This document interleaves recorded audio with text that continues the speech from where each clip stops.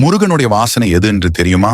அதுக்கு முன் ஸ்கிரீன்ல தெரியும் இந்த ப்ராடக்ட் வேண்டும் என்றால் கமெண்ட்ல ஆர்டர் என்று சொல்லவும், இதை பற்றிய டீடைல்ஸ் அண்ட் பிரைஸ் தெரிந்து கொள்ள டீடைல்ஸ் அண்ட் பிரைஸ் என்று சொல்லவும், நாங்கள் உங்களுக்கு எங்களது வெப்சைட் லிங்கை ஷேர் செய்கிறோம்.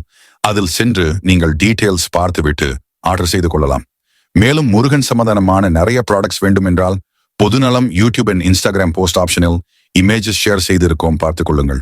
முருகனின் வாசனை என்ன அப்படின்னா, பாம்பன் சுவாமிகளுக்கு முதலில் முருகன் தன்னுடைய நறுமணத்தை உணர்த்திய இடம் எது தெரியுமா? அதுதான் காஞ்சிபுரத்தில் இருக்கும் கந்தகோட்டம்.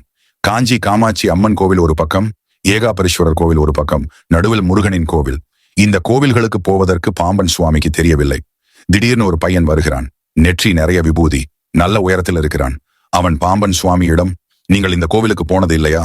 சரி வாங்க, நான் அழைத்துக் கொண்டு செல்கிறேன் உங்களை என்று கூறி அவன் பாம்பன் சுவாமிகளை அழைத்துக் கொண்டு மலை ஏறுகிறான்.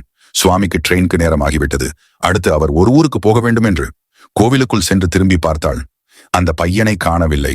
உன்னை தொட்டு தழுவி முருகா நீதான் என்று உணராமல் விட்டுவிட்டேனே என்று அழுகிறார். அப்போது ஒரு குரல் அவர் மனதிற்குள் ஒலிக்கிறது. உன்னுடன் நான் எப்போதும் இருப்பதற்கு சான்றாக என் நறுமணம் உன் கூடவேதான் இருக்கும் என்று கூறுகிறார். அந்த நறுமணம் என்ன என்றால், காற்றில் தாமரை பூவின் நறுமணமும் விபூதியின் நறுமணமும் கலந்து வருகிறது. அப்போவே முருகன் உணர்த்தி விட்டேன், முருகன் பாம்பன் சுவாமிகள் கூடவேதான் இருக்கிறார் என்று. இதை போல் உங்களுக்கு ஏதாவது அனுபவம் இருந்தால் காமெண்டில் சொல்லவும். ஓம் முருகா. பொதுநலம் வீடியோக்கள் உங்களுக்கு பிடித்திருந்தால் தொடர்ந்து எங்களை சப்போர்ட் செய்யவும். மறக்காமல் எங்கள் பொதுநலம் யூடியூப் சேனலை சப்ஸ்கிரைப் செய்து கொள்ளுங்கள்.